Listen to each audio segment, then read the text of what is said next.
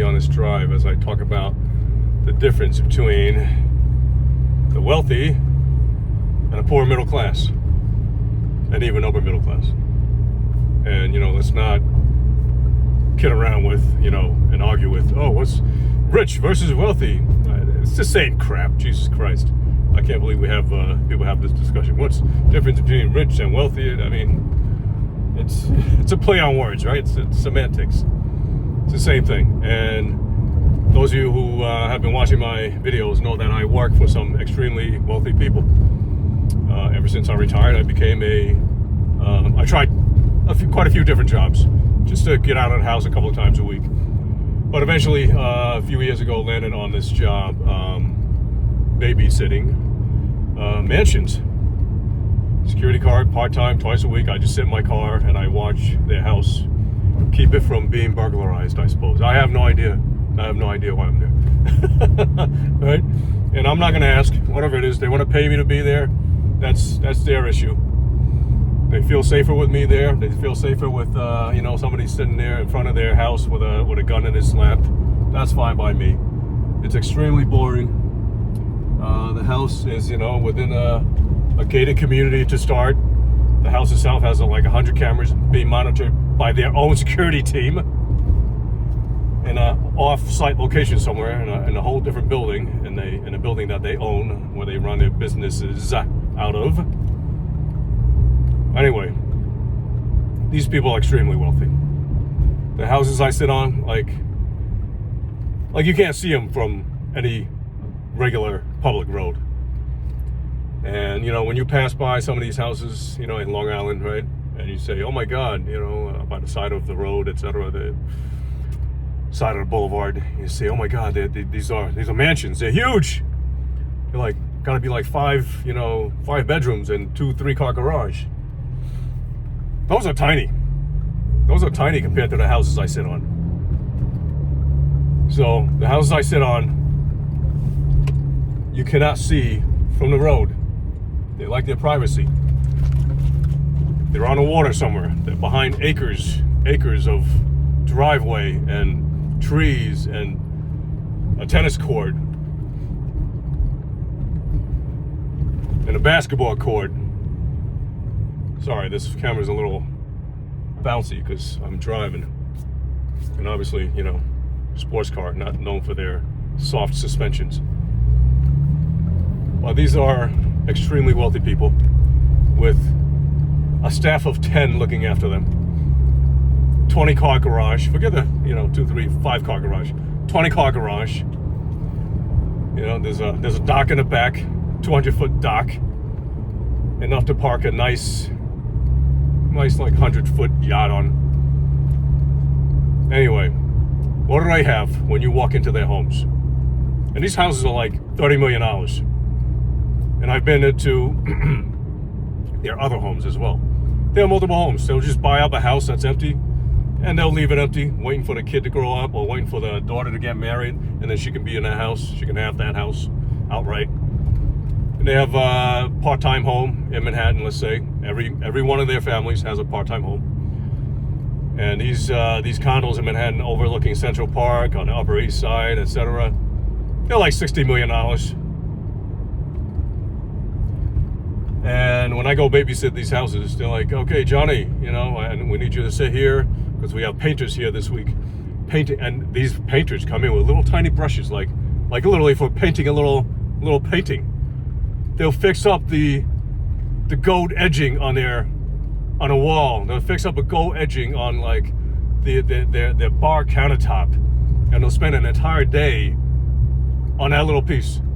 And I have to sit there and watch this guy to make sure that, Johnny, be careful. This vase here is worth $500,000. That painting is worth $500,000. Just make sure these people don't bump into them, and especially don't take them. Right? That's my job. So that's what the rich have. They have a few items that don't clutter their rooms, that don't clutter their houses. Now you walk into the typical lower income, middle income, even upper middle income, right? Their house, what does it look like? It's filled with crap. Every table, crap.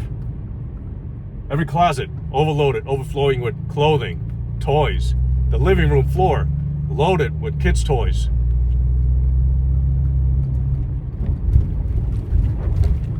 My employers, they don't have that stuff. They can afford a lot more crap, but they don't buy that crap. They prefer to buy a few nice items that they hang on to for a long time. Even their cars, their collection of 20 cars, they own them. They don't lease them, right? The poor and middle class lease cars because you can't afford to buy them. So, you want to be like my employers, the super wealthy? You buy and you own for a long time. You buy a used car and you own it and you drive it for a long time. Even the 3 years, 4 years that I've been working for them, and it's multiple families. It's one big family, but it's multiple locations, multiple different, nuclear families. I rarely see new cars.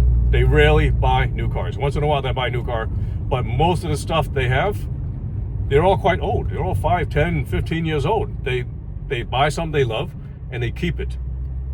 Okay? So, that's the huge difference. Poor middle class buy lots of useless crap. The rich buy a few expensive items that last a long time. Okay? And I guarantee you, when their kids have a birthday party, they don't allow their kids to have a shit ton of toys. Versus the average middle class, lower income people. Every single celebration, there's a whole new mountain full of toys for the kids that literally they play with for 2 days, and then afterwards it's an afterthought. It's somewhere in the bottom of the pile somewhere. It's created a whole other pile every single holiday, and you waste your money on that crap.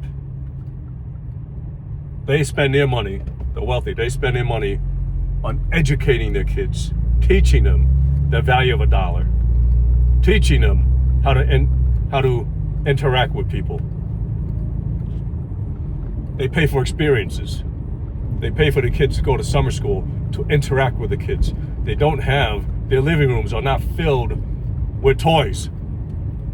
Useless crap that our country as a whole, go into debt for. Why do we have a trade deficit? We buy useless crap.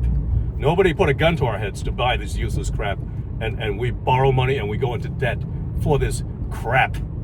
And then we blame it on other countries for it. Ludicrous. Stop buying crap. Give your kids some books to read. Buy them books. Hell, even buy books. But you can get books from the library. Teach them the value of $1 instead of every Christmas they get 20 presents.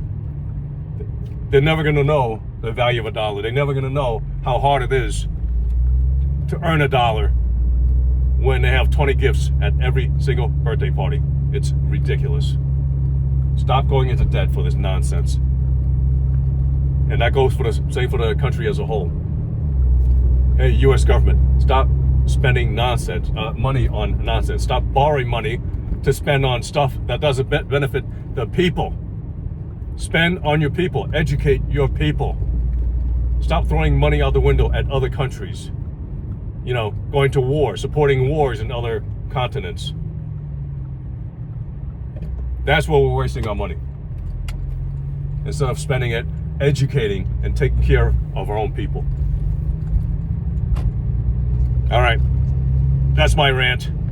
You want to be like the wealthy? Stop buying crap. Save your money, invest it, and I hope you get rich. Bye.